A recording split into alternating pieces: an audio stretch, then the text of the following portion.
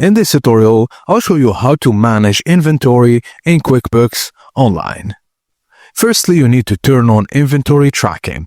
Click the settings icon, then account and settings.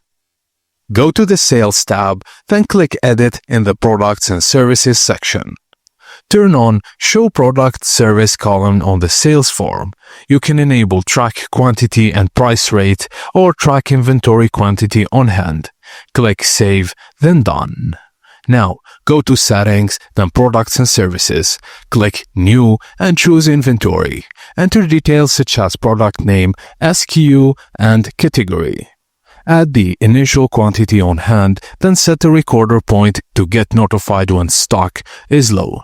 When you sell all your inventory items, QuickBooks automatically reduces the quantity on hand. If inventory counts don't match actual stock, use inventory quantity adjustments to correct.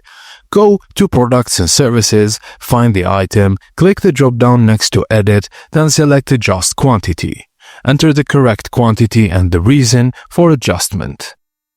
And to receive inventory with bills, when purchase inventory, go to Enter Bills. Select the vendor and indicate you are receiving inventory against the purchase order if applicable. Choose the correct PO and then review and save the bill.